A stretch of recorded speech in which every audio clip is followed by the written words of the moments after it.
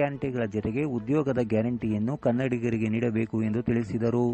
ಸ್ವಾಮಿ ಸಿದ್ದರಾಮಯ್ಯನವರೇ, ನಿಮಗೆ ಮತ ಹಾಕಿ ಗೆಲ್ಲಿಸಿರೋದು ಕನ್ನಡಿಗರು. ನೀವು ಸರ್ಕಾರ ನಡೆಸ್ತಿರೋದು ಕನ್ನಡಿಗರಿಗೋಸ್ಕರ. ಈ ತೆರಿಗೆ ಹಣ, ಈ ಭೂಮಿ ಎಲ್ಲ ಕನ್ನಡಿಗರಿಗೆ ಸೇರಿರೋದು.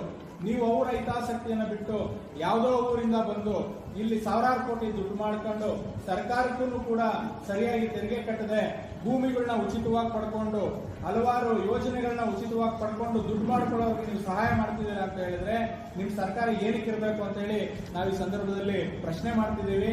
ನೀವು ಪಂಚ ಗ್ಯಾರಂಟಿಗಳನ್ನ ಇವತ್ತು ಕೊಟ್ಟಿದ್ದೀರಾ. ಅದರಲ್ಲಿ ಒಂದಷ್ಟು ಗ್ಯಾರಂಟಿಗಳು ಬರ್ತಿದೆ, ಇನ್ನೊಂದಷ್ಟು ಗ್ಯಾರಂಟಿಗಳು ಬರ್ತಾ ಇಲ್ಲ. ಆದರೆ ಇವತ್ತು ನೀವು ಕನ್ನಡಿಗರು ಕೊಡಬೇಕಾಗಿರೋದು ಉದ್ಯೋಗ ಗ್ಯಾರಂಟಿ.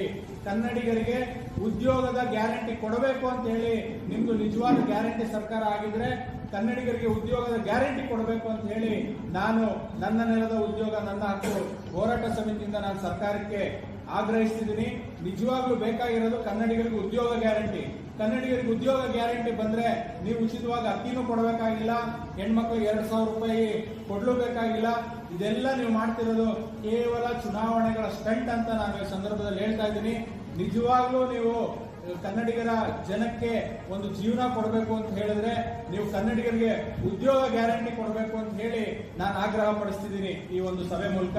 ಮುಂದಿನ ದಿನಗಳಲ್ಲಿ ಈ ಒಂದು ರಾಮನಗರ ಜಿಲ್ಲಾ ಕೇಂದ್ರದಲ್ಲಿ ಬಹಳ ದೊಡ್ಡ ಮಟ್ಟದ ಒಂದು ಹೋರಾಟವನ್ನ ಈ ಒಂದು ಹೋರಾಟ ಸಮಿತಿಯಿಂದ ನಾವು ಮಾಡಬೇಕಂತ ಹೇಳಿ ನಿರ್ಧಾರ ಮಾಡಿದ್ದೀವಿ.